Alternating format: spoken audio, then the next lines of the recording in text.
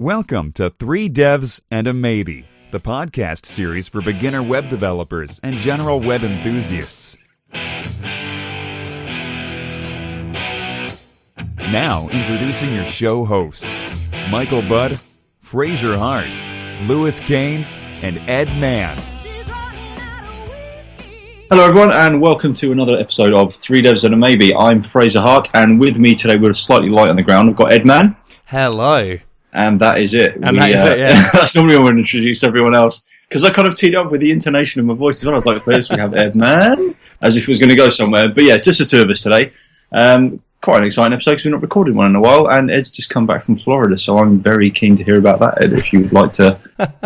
Oh man, but yeah, no, it was really good, thanks, sir. Yeah, needed. Didn't. So what else did you do? Because you were in Florida and New York as well. Yeah, so we went to Orlando, spent a while there, and then went to up to New York via plane. Really early in the morning. Amy loved it. My girlfriend, she waking up at 3:00. I make sure she's not a morning person, and I don't mind mornings that much actually. So I really like been annoying when I can, and I was. But it was quite cool actually because we're on this internal flight, and Americans take internal flights far more serious than they do international flights, I find. And shoes off, everything off, kind of you're stripped down to nothing. When you finish, I've got a really good internal US flight story anyway. But yeah, go on anyway. I'll let you. So we're on the flight and everything, and they've got Wi-Fi, and I'm like, oh, I'll see, because like the new gimmick now is, all these planes have Wi-Fi and everything, which is quite cool. But I was thinking, I'm going to have to pay for it, so I don't really want to. But it turns out it was free. And it was pretty good. My girlfriend was able to she was on her iPad and she was streaming media that was on my home media center, which is just right behind me, up in the plane. I was like, oh, this is like technology, yeah. That is really cool. It is so cool. And did you do the obligatory, I saw you did do the obligatory, this is me sending a text, a tweet it was from plane, like the one thing that everyone sends. This is it. It's like what you want to do. It's like the first thing I did, the saddest thing. I didn't want to check anything else, no emails, don't want to, I just want to send a message. On Instagram. And that was another thing actually, is Instagram turned out to be just what I did every day because I was really annoying. It turns out coming back, I was like, yeah, we all knew what you did on holiday. No, it's good. Because I love Instagram. Instagram's my favourite of all the social things that are out there at the moment. Yeah, it was really good fun following. Well, no, because like you were liking it. I was just like, yes, okay. I don't know whether he's liking it because he's annoyed. He's like, yeah, I'm liking this, but Ed, you've really got to stop this now. Yeah. But I love Instagram. I think it's great. That the format, the size of the image is great, and it's addictive. And also they're really clever the way that they've hooked into all the other sharing sites, so you can easily post it on Twitter and Facebook as well. So you kind of have a win-win, for all of them. But yeah, so that was the actual holiday. And before that, so no programming for 2 weeks, which was cool. Driving a car in America is always fun. Did that for a couple of because it's always an automatic. It's always an automatic. The seats are always huge, and it just feels like you're gliding down the road. I love it. And you do feel like you're in this kind of massive truck, and they drive on the wrong side of the road, or the right side, literally the right side of the road, and that confuses you every morning. Yeah, the thing I really like is the overtaking, because you can overtake on the inside or the outside of the motorway, can't you? It's the greatest thing ever. It's the strangest feeling. You think that people are being aggressive, like no, this is actually, and it's like right on red. Right on red always confuses me. I like that. Oh, it is quite cool because you feel like you're being a bit of a rebel, but you realise actually no, it's legal in this country. Yeah. But I find as well the kind of the overtaking on the left or the right kind of takes away one of the tools in your arsenal, because you're like, do you know when you're driving down the motorway in the left-hand lane at 70 miles an hour and it's really quiet, and there's someone in the middle lane at 60, and you like go on the inside of them, it sends like a real signal of like, you are an arsehole. You should be going. It's like, why aren't you going on the inside lane? Go in the inside lane. But no, now they're like, actually, I can stay here cruising at this speed because you can do anything you want. Exactly. And it completely takes away the it is quite nice. It's chance of aggression. It's like trying to be. It's that kind of polite way of nudging them, saying you really are being disrespectful to the road. Exactly. Yeah. How dare you? And the good one as well is like when they're doing the same thing, 60 miles an hour in the middle lane, you're on this in the slow lane doing like 70, 75. Yes, and you go to the outside lane, overtake them, and then come all the way back in, like cut right in front of them, right back to the slow lane. That's got to be the biggest signal that they are either going too slow or you really are in a rush. Yeah, and then you get like mixed emotion when you look in your rearview mirror and you see them actually pull over. So they've taken the message, and I get like, actually, that was a bit of a dick move, but that's also kind of like compounded with, yes, I'm amazing because I've just made them do that. I've convinced you, you know, I've just forced you into believing that you need to do this. Exactly, yeah. Oh, man. But it was really good, mate. Yeah, I mean, one thing on the flight actually over, I had a podcast that I hadn't actually edited yet,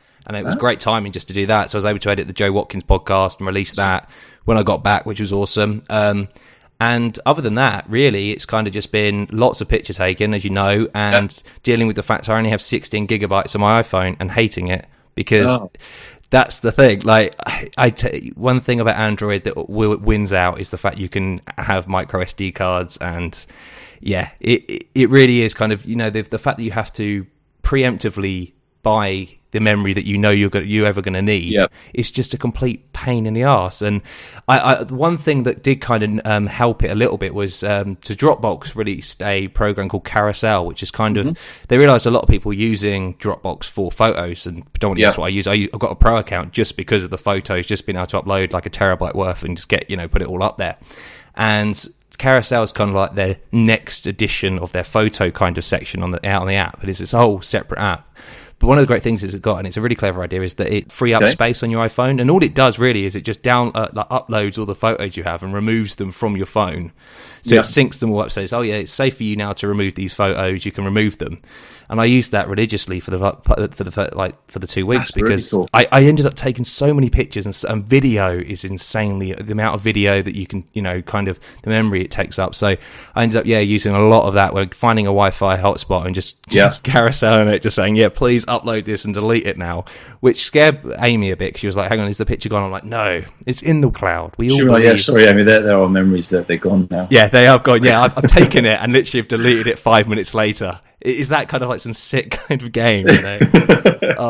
But talking about deleted stuff, also, I will let you talk. Sorry, as well, but no, keep going. No, I'm happy hearing about your story. So I got back off holiday, and my media server has a Drobo, and a Drobo is like a raided system and stuff, and it was running out of memory. So I thought, I know what I'll do. I'll just I'll move my Dropbox, because I have Dropbox actually.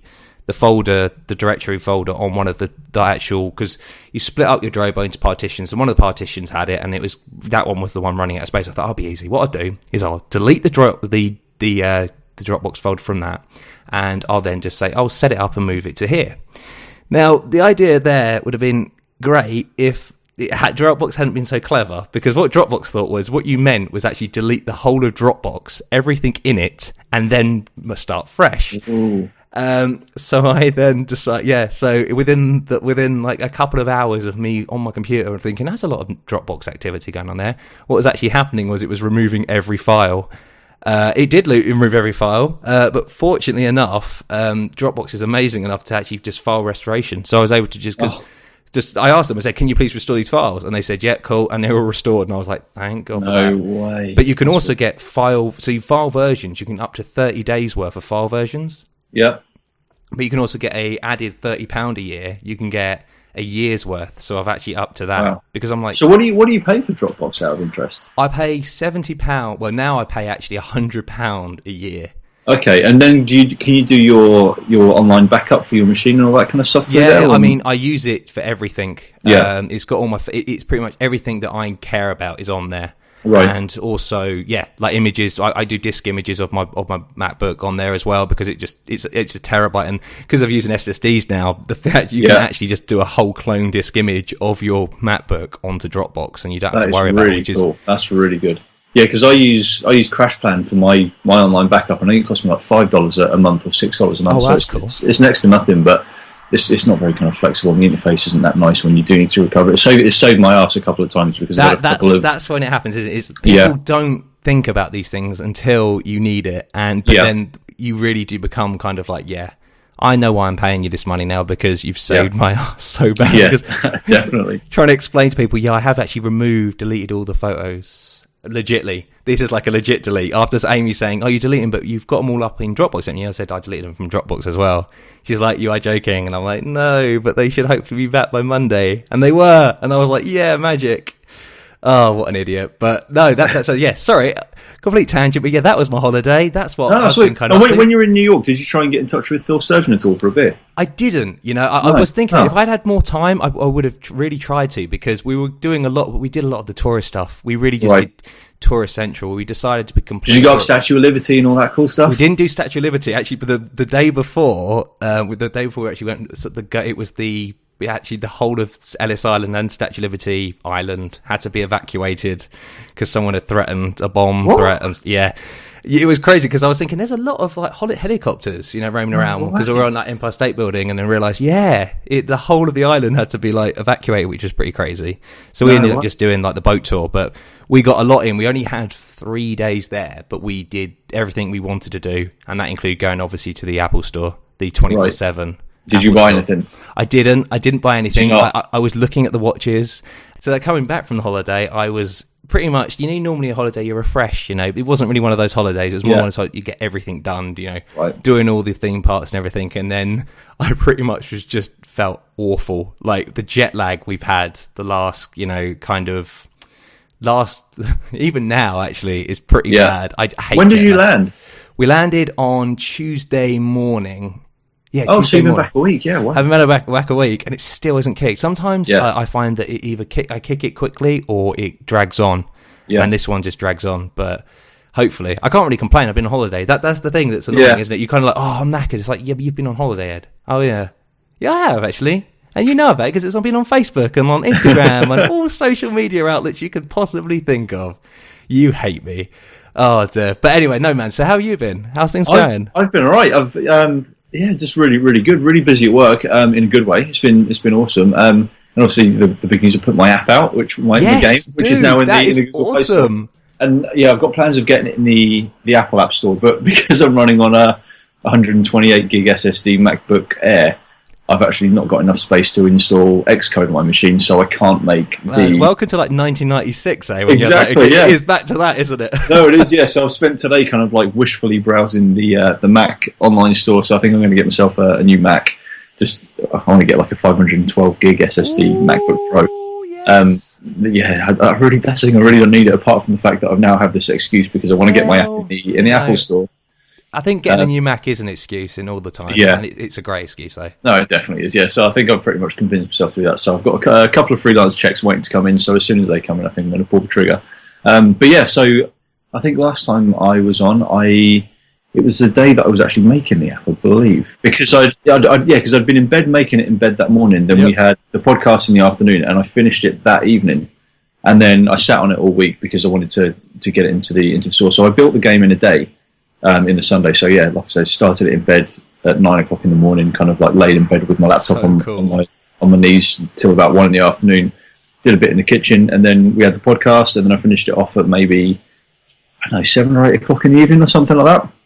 So it was a really kind of quick, and that includes like acquiring and building sounds and stuff. So there's a load of free game art and free game sound sites and stuff out there. So yeah, went on a load of those and got a couple of sprites and made a few of my own sprites, and the ones that I made are the ones that look crap, so you'd be able to identify those like instantly. And it was just a really fun process. It was like, when you just get in the zone and then it's just like, I'm doing this. Yeah. It was exactly like that, and it's going to sound really lame, but it was like flowing. It's awesome. It was as much fun as I'd had writing code in a hell of a long time. So it was really, really good fun. So yeah, then to get it into the Google Play Store, obviously I had to, because it was an HTML5 app, because I wrote it in JavaScript through Phaser, which is a really good library that I've spoken about before. So if anybody that's listening wants to get into wants an easy entry into game development for HTML5, check out Phaser. It's just a really, really good library. And I'm using it on my day job as well for this slot machine game that I've been talking about quite a bit as well. So yeah, I kind of sat on it for a week and didn't really do anything on it for a week just because I didn't have the time, and I wanted to spend the time the following weekend to get it into the App Store. So on the following Sunday, like a week after I initially made it, I wrapped it up in CocoonJS, which is... how did that go? It was surprisingly easy. It's a really, really good thing. What you can download off the Google Play Store or the App Store, the Apple App Store. They've got it's a Cocoon... I can't remember what it's called off the top of my head. I'll try and look for it while I'm talking. But yeah, they've got like an app that very quickly lets you point to your local dev server. So if you're on the same Wi-Fi, you can just put in your IP address for your machine or for your local server, and it will build like a sample app from what it picks up at the IP address or the zip file that you specify for it. It'll wrap it up and it'll let you run it straight in your Android phone or in your. That is very cool. Your iPhone. Even just on the actual, so it's actually on the device that it's actually creating. Oh wow! Exactly. Yeah. So you can see how it performs exactly as it would as a wrapped app. And you obviously have to, well, not obviously, but you have to register with them to do this. But it doesn't cost you any money. And then once you're happy with everything, you create a zip file of your game or your application or whatever it is that you want to do. Upload it to their servers, and it talks you through. Okay, we need a cover image, and you need a badge icon. All these things, you're like, oh crap! That's the thing. You're like, oh man. So the process of actually getting this finished game in the App Store was almost as long as it was actually writing the game, because you're sitting there like, I can't do graphics at all. Yeah, mine are really basic. Like, cause I found like a kind of an old retro 8-bit font, so I kind of made my game title in that, and then that's I like it, man. I do. It is good. Yeah, I do. It's not the most amazing game in the world, but it's something. I think the fact that you built it in a day is just insane. And you're right though. You know, you're saying like it's sad. No, it's not sad at all. Like being in the place, and you've realised this is when you love programming. You're like, okay, this is why I like programming, because you can just create something. You know, like you're able to get something out, and it is annoying obviously when you realise actually getting it set up. Because I know that, I suppose Android, I don't know if the Android App Store is as hard as the iPhone App Store to get stuff in, or the no, not at all. I think that's the thing. I remember that they allow you to, because do they go through checks and stuff to check to make sure you're not like asking for like like granting access to stuff that you're not allowed, or everything that you say you need to have has to be in there, and they can't do funky stuff. Yeah, there's really nothing like that at all. Basically, you tick a couple of boxes to say the work's all your own, and there's nothing nefarious in there, and you upload it, and a few hours later it's published. Is that it? That's awesome. Yeah, it's really, really good. But the actual getting the thing packaged, because once you've uploaded and you've created all your splash icon, your splash screen icons, and your all that and stuff your as well, and all that kind of stuff. You upload it to the server, and then it'll tick away for 5 or 10 minutes, because mine was only a small little app anyway, so it didn't take that long. So I think about 5 minutes later, I got an email from Cocoon saying, "We've packaged your app. Click here to download the APK." And what you get with that, you get a signed dev one, which you can install on your phone straight away and use on your phone, and then you also get an unsigned one, which is the one that you then have to sign and upload into the App Store. So you can't upload the one that's already been signed, because that's been signed by, I don't quite understand the process to be honest, but it's been signed by Ludai, or who are the company that do Cocoon. Right, okay. So so they're just saying, okay, this app is okay for you to use, but then you're not to actually distribute it to the whole, you have to then say, no, this is mine. You have to sign it as yourself. So I haven't got a clue how I did that. I found a blog, like I searched around phrases, I found a blog post, and they said, it basically says install Android Studio, install Java, and install some other SSL library. And then once you've done that, enter these commands into terminal, enter this command into terminal, enter this command into terminal, and then that basically it SSLs it, whatever the hell that means. Yeah, just signs it. That's awesome, though, man. Because it signs it, and then you zip align it, and I have no idea what zip aligning is, but you need to do that apparently. Ooh. Yeah, and then once you've done that, you upload it to the Google Play Store. You have to register with the Google Play Store, which costs $25 these days. I think it used to be free. Is that because Google Play Store's like the official? Because there's so many different stores, isn't there? There's the Amazon one as well. But to be honest, I don't think it's really worth. Like, I've not taken the time. I'm sure it would be easy to get it into the Amazon one now. I've done all this for Google, but I think I can't be bothered, because it's Google. It's the Google. Who's going to download it from the Amazon store?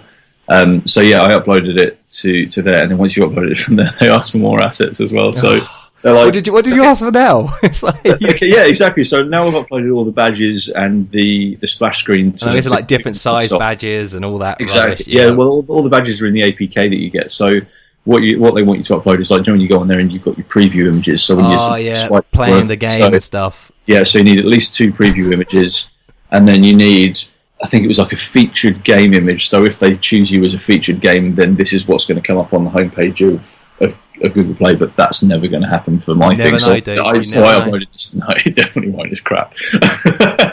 And then so I uploaded the same image to that, and then it says, "Oh, you need like a however many character descriptions." Oh, God's sake.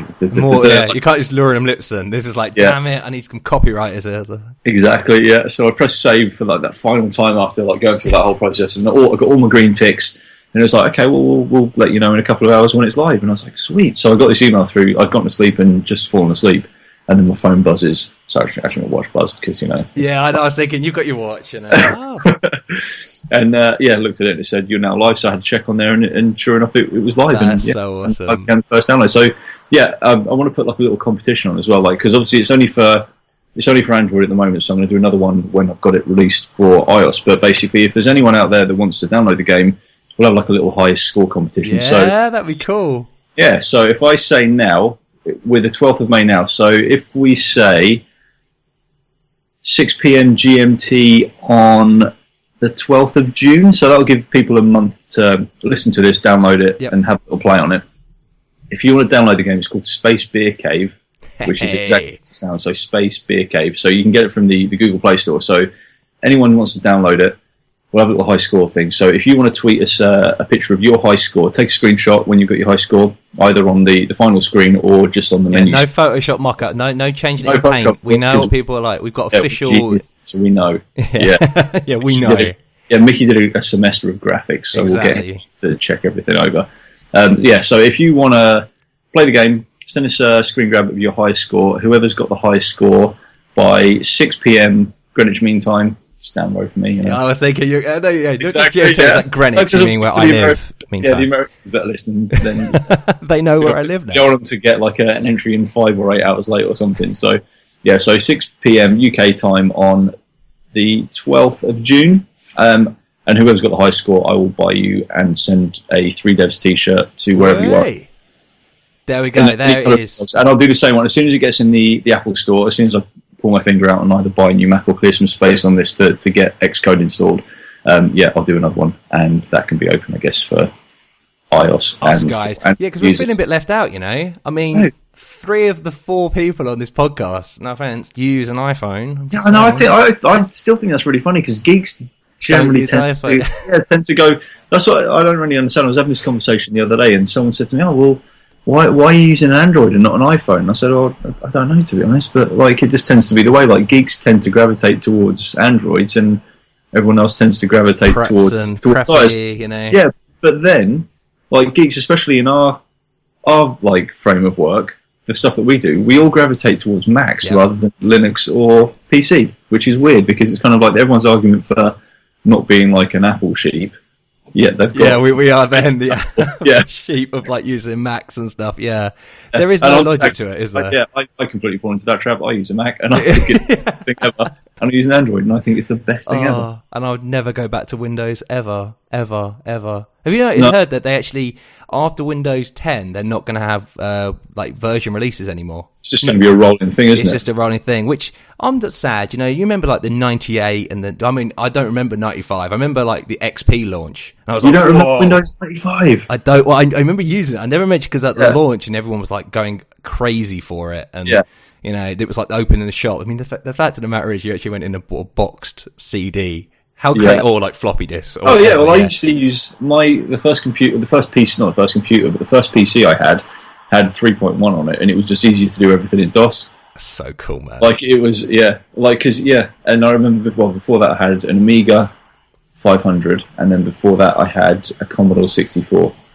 We might have had this conversation as well. I think Mickey did the same thing. Like you could tape games, like you could copy games, like because they came on like the old style cassette tapes. So you'd have one of those older style record players that had 2 tape cassettes where you could record music and you could play one into the other. You could actually record a game.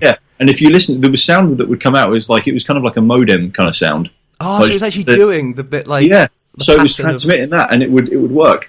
And then I've also heard of I was unaware of this at the time, so I don't know how true this is, but I'm sure it was Mickey that told me. Like there was pirate radio stations that would broadcast the games. You are joking. And you could record the games off the radio. That is, which is just the coolest, like genius. That is amazing. We should make that come back. Maybe at the end of like each podcast, we should just like, I don't know, like audio BitTorrent or something. Yeah, you know, I don't know what just a random file or something, or a random message, like Morse code, but cooler Morse code. Yeah, you could actually record a game. It's so cool. It's just awesome. Yeah. Oh, I want to do that now. You've annoyed me. Now I really want to see how that's possible or not. That's so cool. Like I say, I can't vouch for that 100%, but it sounds plausible, doesn't it? Because I mean, oh, that's awesome. And I remember in my Amiga 500 days as well, we used to go to like copy like events, and it was like in a school hall somewhere, and everyone would go and take their computers, and like you'd have an Amiga in your external drive, like with your 3.5-inch floppies in there. And then so like everyone would take like their TV, because obviously you had monitors, but everyone kind of plugged their computers into the TV back then. It's so bigger, color. Well, is it even color? I suppose it is color. Yeah, well, it was color. It's like it was maybe a 15-inch big bubble thing. Yeah, with CRT thing. Like a car.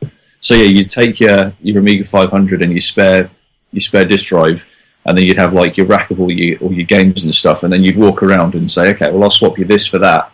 So then you'll sit there and copy someone's Monkey Island, and they'll sit there and copy your Ninja Gaiden. And it was so lame, but it was cool. No, that's because you don't know what you're going to get, do you? It's not like the internet where you sit on your arse all day and just find stuff like that. I mean, I'm sure it wasn't the most legal of things, and it's funny. No, I think it was. I love the fact it's happening at school halls. I know. I was thinking, how is it happening at a school hall? I bet they didn't even know what was going on. They just thought, these people just want to use the school hall, just to talk and stuff. It's great, and it's like, no. Yeah, look at these weird kids with their computers and stuff. What are they doing? They're just lending each other these things. They like music. They just want to listen to music. Yeah. Oh, man. Yeah, that's what they're doing. That's so cool. Oh, man. I mean, that's the whole, like, sneaker net, isn't it? Like, sneaker net, isn't it called that? Where people would have, like, boxes full of stuff, and, like, you'd say, like, you'd go around. It's actually it's easier, because we were joking about this over Twitter with Mickey's lovely, I think he's now up to, 0.8 of a megabyte? 800 kb per second, I think he's at now. Oh yes, he is. Yeah, solid. He's rocking and rolling now. In his rural living. His house is awesome. Yeah, so I think that's the thing exactly. Ways pros and cons having an awesome house or internet. It will be interesting to see how he finds it with that, because I don't know if I could live without good enough internet now. I find it very hard. But it's I think. But they said to him that. He's actually probably easier for us to like burn off a disc again for him to have stuff than him just saying, why don't you just download it yourself? It's like Yosemite. I was like, why don't you start, clean up your computer again? It's like, I can't unless I go to like a Wi-Fi hotspot or do it at work. I won't be able to download anything. You might as well just give me the disc for it instead. Yeah. So maybe we should like just buy him like a zip drive or something called like a floppy disk drive, like the proper 5-inch. Only the 60 meg zip drive like is 120, or was it 120 or 100 meg the other one? It was more expensive. Oh man, I just had the 60. So cool. Because I was cheap. No, it's cool, man. So talking about hardware, actually, like I don't know if you've heard of it, like the Amazon Fire TV stick. No. It's like the Chromecast. You're a Google boy. Oh, okay. It's like their competition to that, right? So like, it's pretty cool actually. Like I bought it on a whim, like because my dad's on Prime and I was on his Prime account because I get free, shipping. Then it's like easier. It's always great when he just sees like, Ed, why have I bought this? Like, I was going to say, did you have the one click on his credit card as well? Well, no, actually, it ended up going onto mine, which was always awkward because I didn't buy that. And then he'd be like, well, you're the one with the one click and you put it on there. So, but I bought this Amazon Fire TV stick and on Prime, it was only like 19 quid for like a couple of months, or a month or two. Well, no, a week, but then a month or two before it was actually released. And I got it and I thought, what's the worst that can happen? It's just, really all it is just a computer on an almost like USB style stick, but it's just a HDMI connection. Right.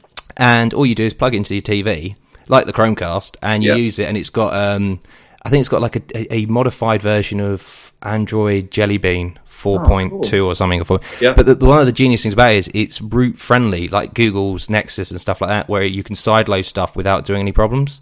So I haven't done that yet because I've actually found that the software on its own is awesome and I'm loving it. I have like a big old net-top box for, kind of my media center Xbox media XBMC and stuff like Kodi.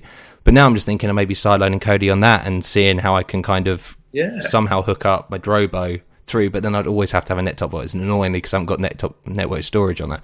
But yeah, it's just so cool. Like this cheap stick that you can have now, and then you can stream. So with it running Android, can you then install my game and play my game? I am now thinking this. This is what I was actually thinking, because I was thinking to myself, I'm left out, but actually I may be able to install it. So what I'll try and do is find, like, because I don't know if it's got the Google Play Store on it. It's got the Amazon one. But if you were to let me have, I can just send you an APK. I may be able to sideload that, and I'll be part of this competition. I'll be well. That's when you get yourself another T-shirt. Hell yeah! This is how I'm going to do it. You know. Yeah, Lewis, if you're listening to this, don't listen to that last bit. Yeah, Lou, you didn't know. It's not your birthday gift. Yeah, solid. Okay, awesome. Yeah. Well, there we go for that. Have you got any fun things happening at work at the moment? How was the? Yeah, absolutely. Yeah. Oh, sorry, go on. How was the? Because have you released? I know you were like all guns blazing to try and get this slot game released. Yeah, it's not released yet. It's very, very close. We're just doing the final performance stuff now, because we were having real issues with getting Retina or getting clarity on Retina. iPad 3. The devil. Yeah, and then it was even on like the iPad Air and stuff. Like it looked kind of clear, but it looked a little bit Retina-y. Even though we were using like 3x images where they're required and 2x where they're required, and kind of squashing them down onto the canvas, it was still looking a little bit blurry. So like, well, what's going on with this? So we spent a couple of days investigating it, and we found a real easy fix. Basically, what we were doing, we had the canvas, which we were specifying the height and the width of the canvas to be the window inner width. So you'd have a canvas there, and we were taking like your 2x assets and squishing them down and putting them on this canvas, and it was still looking a little bit blurry. So what we discovered after like 2 days of trial and error and trying different things and kind of reading forums and all this kind of stuff, we realised, and it makes it a lot more simple, if we have the size of the canvas as window inner width, window inner height times 2 or times 3, depending on if you're on an iPhone 6 or a Nexus or an iPhone 5S. And then so you make the canvas to begin with nice and big, and then you put the images on full size there, and then just squash the canvas down. And that solved every issue. And it makes so much sense as well. But like coming from a dev background, we used to, I'm just going to put this image here and squash it down. Well, that's it, exactly, which is exactly what we were doing. But it turns out that when you do that to a canvas the same size of the screen, you just lose all the benefits of doing that. Oh, wow. Yeah. Oh, that so must have been annoying. It was really, and it was such a relief as well, because we were sitting there thinking, we're doing everything right, but it's not. It doesn't look right, and it looks blurry and. And then once you've done that, it looks perfect. And it looks so good. We were looking at it today, and I was testing it on all the different devices, and I was like I've never been so proud of something that I've worked on. Cool, it's just nice to sit there. Like it looks really good, and it's just cool, and it's like.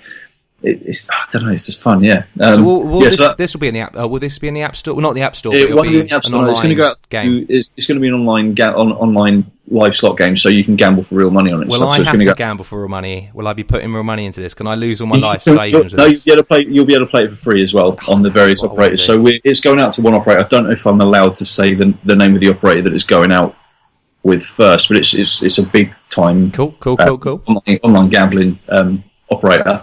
Which is kind of exciting. So the idea is we've developed it in conjunction with them for them, but then we're retaining some rights so that we can then sell it to other countries or other. How does that work then? Kind of like, I don't know. You can actually talk about like with the operator. Do they provide the actual hosting and stuff like that, or do you store and provide the hosting and they just give you kind of the gateway? They give you the traffic into the actual app. For the supply that we've built it for, they've got their own hosting, so they're going to be hosting the game themselves, and they've got their own Java backend and Java. That's correct. Java. So it'll either be running through a web browser or through a web view in an app and all this kind of stuff as well. And then we use a company called OpenBet who actually provide all the logic and stuff. So we don't deal with any of the logic of like what happens when someone presses spin. We just say this person's like this person's identifying token. Generate a spin for us and tell us the result. Oh wow! So it's like you use an API then to it, so they handle the so any fraud and they work out and know what's going on. That's right. Yeah, because online gambling is such a regulated business, like all their systems have to be regulated and inspected on the reg and stuff, which is to be expected. We basically say to them, this person's done a spin, give us the results. So they say, okay, well. this symbol's going to be there, this symbol's going to be there, this symbol's going to be there, this is how much they're going to win. Yes, they've got a bonus round, or no, they haven't got a bonus round, and then that comes through one of our systems, which then presents the information in a nice way to us, that we can then interpret that and then display the relevant information. But it's been really cool, really good fun. That is awesome. So we're doing like kind of final performance things now, because we've got it looking so nice on Retina. The only issue is it's very graphic heavy, so it on certain devices, iPad like 3 iPad 3 in particular, so we're having to serve up slightly less quality. So rather than, I've written a bit of code that's really, really simple in terms of changing the quality of the game. So it's literally, you can change a value, or at the moment you can change a value manually, but we're going to do it so it's all automated depending on what kind of device you're on. But it's going to, rather than serve you up like 2 times size images for Retina, it's going to serve you up 1.5 times and scale accordingly based on that value, just because it looks crappy if you serve 1x images. It looks really good if you serve 2x images, but the performance isn't that not great. Good. And you can't weigh the pros of having it. The pros of it being so good make it offset by how awful the animations are. That's right. Yeah. So we're trying to, at the moment, we're going through and we're just doing a lot of testing and stuff to see where the sweet spot is. So at the moment, we're looking around 1.5 for the iPad 3 or 1.5x. For iPad 3, because it's a nice balance between having it look really good. It doesn't look the best that it could look, but it performs flawlessly. I think that's exactly what. Yeah, it's nice having a nice picture, but if you can't perform right, then it's awful. There's like no point in having it. With that, how have you found testing on all these devices? Has it been mind-numbingly annoying sometimes, or has it been quite fun to be able to just pick up these devices and be like, hell yeah, I've got these devices, I can test them myself? It's really cool, like having all these devices. I'll show you a picture. I took a picture to send a friend of mine. But like the other day, I had my iMac. I've got like a 27-inch iMac that I work on, and I had like an iPad 2, an iPad 3, an iPad Air, a Samsung Galaxy S5, an iPhone 6 Plus, and an iPhone 4 on my desk, all showing the same thing. So you need to put that on Twitter, man. We need to put that in the show notes. That's awesome. I'll dig it out on the phone. Obviously, it's not good radio if I do it now, but yeah, I'll dig it out. No, that's awesome, dude. Because that's because obviously you need. I think the one thing you learn from doing like mobile stuff is you need a device. You just can't emulate it enough on these machines and the feel, and it's like the touch and feel, and I'm sure you've realised, like, I don't know, actually that's the thing, actually, because I've only realised it on, like, because I've only been doing iOS stuff, but like, have you found that like the way things are, like if you touch certain, the way you do kind of gestures and stuff on a Android device are different on an iPhone or an iPad, even on the same game, or are they all quite similar? I think they're pretty similar. Like, there was one thing that I did,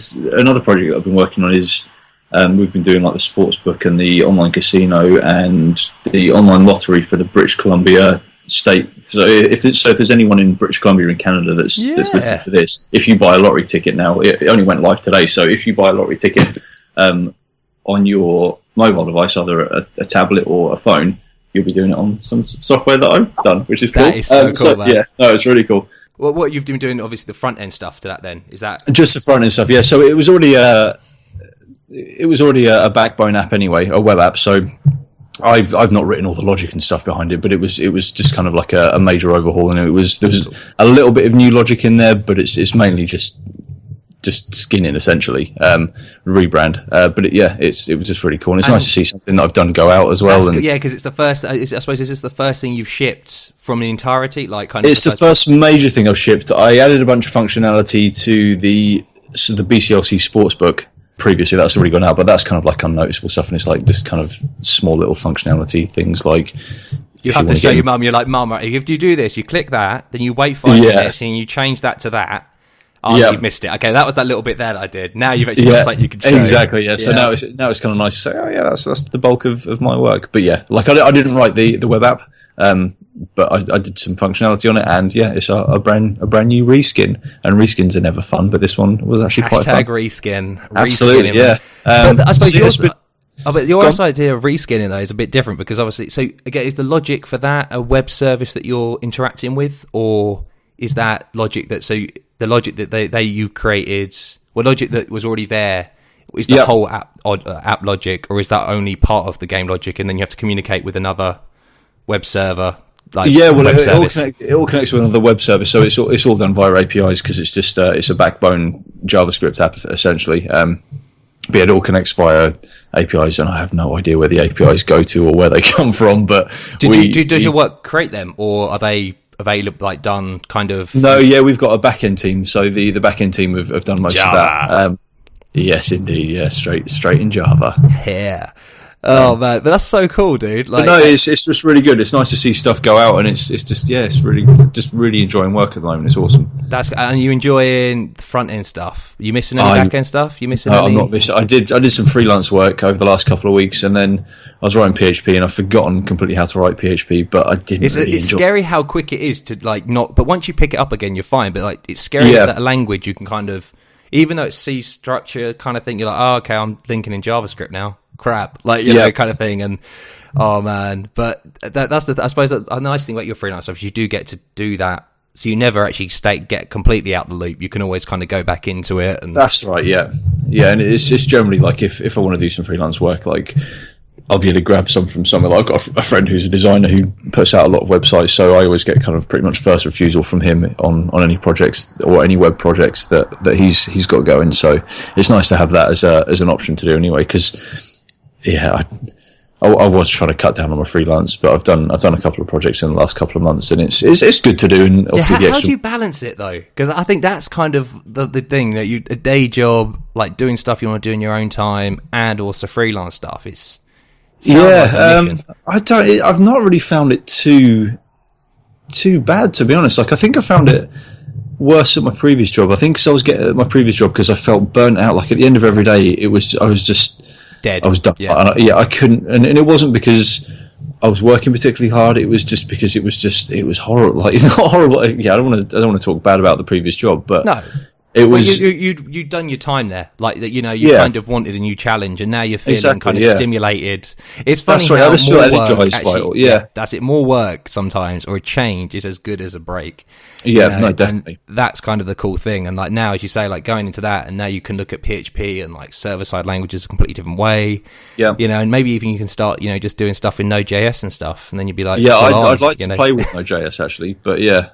It's that's something cool, not a chance. But yeah, no, it is like you say, it's just really, really weird. Because I remember when I left my last job, I was finding it really, really hard to get motivated. It was to the point where like I had a load of work to do, and I'd sit there and I couldn't procrastinate like crap. Yeah, exactly. Yeah, I'd be like, I just have a quick look on, see what's on Reddit web dev, because if I look on Reddit web dev, then I'm not slacking off because I'm technically building doing skills. work. Exactly, yeah. And that was honestly my thinking. But like I go into work now and I'll sit down and there's none of that. Like I can happily get into work at 9:15, sit there, crack open Sublime, write text, write code till 1, have an hour's lunch break, get straight back into it, and it's like the time flies by, and it's not burdensome at all. And I come home and I can do a bit of freelance because I'm not burnt out, and it's that's awesome.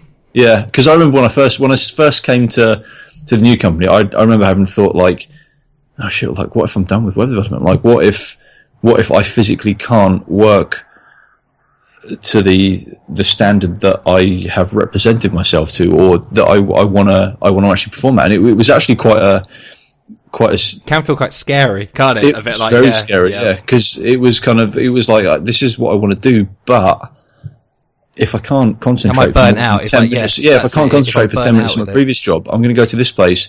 And I'm going to be having, like, in the back of my head, it's going to be like, oh, go to Reddit, go to Facebook. Like, just go and look at YouTube. Like, do anything but this. Do anything but write code. And I didn't want to turn up there and be constantly trying to fight this kind of niggling thought in the back of my head, but I don't have it at all. It's you love it again. You found the passion, and that's so cool, man. And you can even hear it in your voice, like you found the passion of it again. Yeah, and, like being able to do all this stuff, and randomly, like off, talking about the API stuff. I was looking on Hacker News. It was like deckofcardsapi.com. I'll post it. It's so rad. It is just like someone's just created an API of a deck of cards, and you can just do stuff with it. So you can do shuffling, and I don't know if this is kind of a similar thing. What you do, you get. It literally is just a RESTful. Well, not a RESTful even. It's just like JSON responses of here. You generate a deck of cards, you shuffle them, and you have to state with it. So it provides the state. So and it gives you the images as well. It does, and you can even just do. I mean, front end kind of cool games with that would be quite fun, because you could just use this as the back end. It has the logic. then just create the front end. So I thought that would be right up your alley. Yeah, it's quite interesting. I mean, it sounds so cool to be able to say to someone, "Oh no, don't worry about the back end logic," and genuinely don't worry about the back end logic. Here's the calls you need. Do the stuff in the front end, and kind of how you want to create it, and how many games are there with a deck of cards? I mean, that's kind of crazy. That an API like that is kind of really, really cool. I when I first looked at it, I was like, how is this practical? Why would people want to do this? And then when we're talking to you today, I was like, actually, this is kind of really clever idea.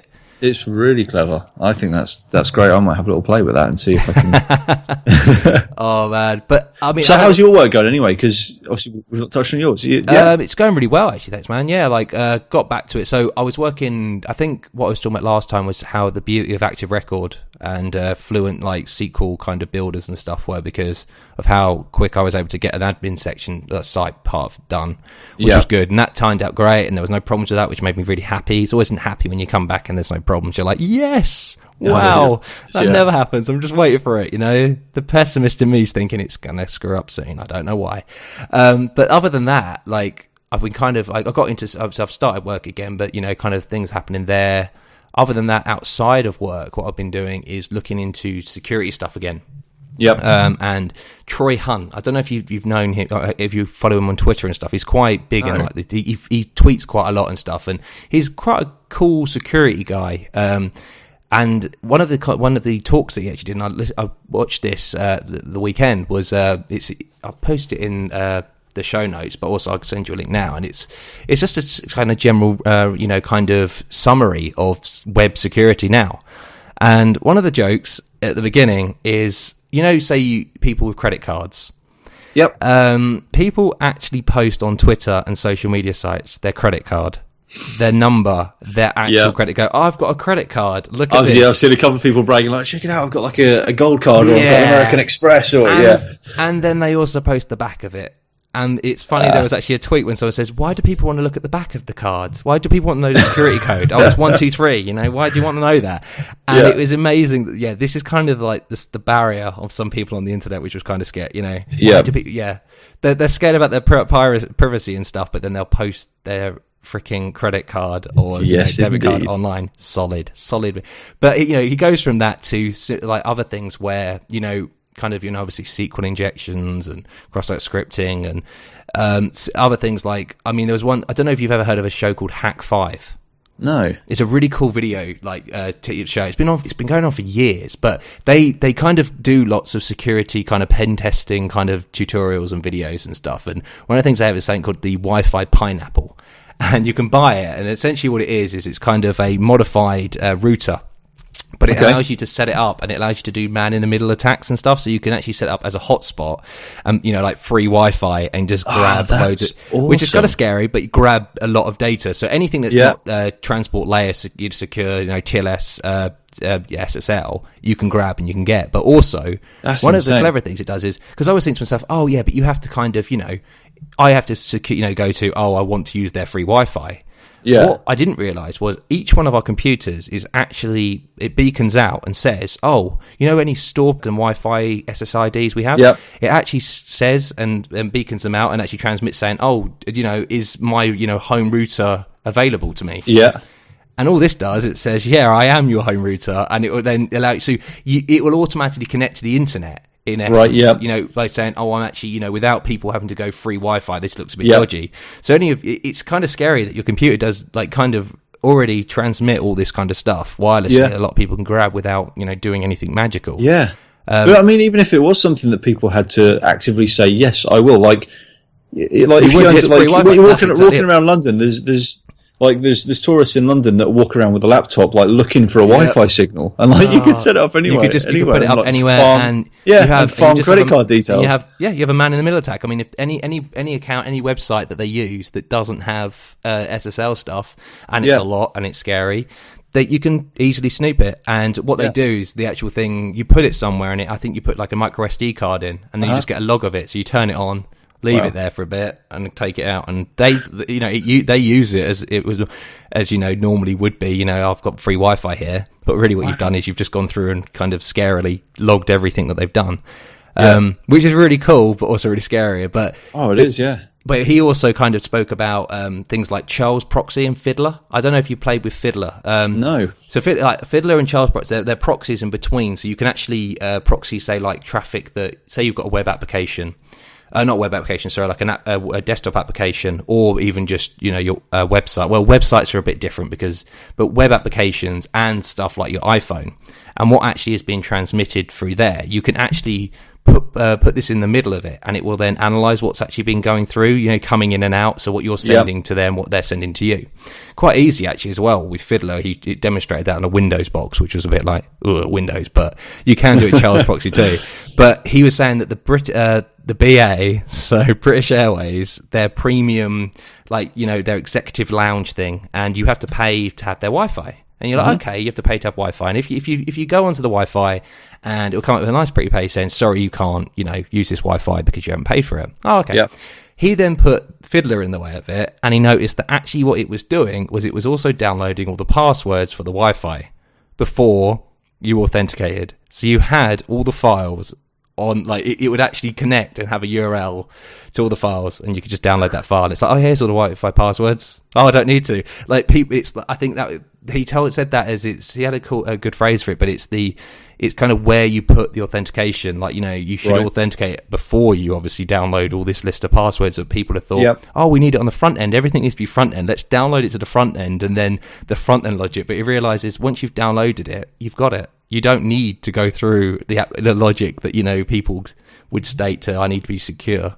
Yeah. But yeah, so I thought that was a really interesting talk. And I think security is one of those things where I definitely, a lot of developers kind of give it a miss, give it a miss. Hope it's going to be all right. Yeah. Yeah. And I do all the right things, but I don't actually know how they're really working. And exactly. Yeah. It's quite nice. Someone said that you should do this, and that's it. So you just do it. Yeah. You just assume, okay, these, and that's good to say. Clever people have said to do this, but he says, one of the good things is to hack yourself, is to try and break things yourself. Your own software and stuff is a good way to learn, is by doing that. And I agree with him. And I've learned stuff now. These tools and stuff you can use. Anyone can do it. It's kind of scary that these script kiddies can just do these things. And why not? Know enough to actually do these attacks. Obviously, they're malicious if you do it to a third party, but if you're doing it to yourself, then it's fine. I think, to learn these things and everything, and it allows you to make better, more secure software. So it's a win-win. Yeah, absolutely. And I think that's all I've kind of got on my end. That's all I have. I think we've had a good little run-in with the two of us. It's been good. It's been a good catch-up as well, mate, because I've been spoken to you for a while. Well, we've got Mickey's, 2 or 3 weeks at Mickey's, is it? We've got Mickey's, we've got Lou's, actually, but you're in Amsterdam. Yeah, you I can't. Crazy cat. You are busy. And it's your birthday this Sunday. Oh, my days. That's a big one as well. Well, it's not even a big one. It's it's an old one. It's not like a monumental one. It's an old one, but it's not a monumental one. Why is it birthdays? You only get older. That's what I want to know. It's depressing. It's like I'm a year older now. So what's this about? Can't I go decrement instead of increment? I don't know. Oh, Benjamin Button. He did that. Benjamin Button, exactly. And it turned out well for, Brad Pitt, so why not? That was a good film, wasn't it? It was a good film, yeah. Anyway, I will do some editing and stuff and get this up as quick as possible, but it's been awesome talking to you. Yeah, I will put another appeal out for my game as well. So on 12th of June, anyone who sent us a screen grab of your high score on Space Beer Cave, which is the game that I mentioned earlier, which is on the Google Play Store. Type in Space Beer Cave. Leave me a review if you want as well. And if you want to leave us a review for the show.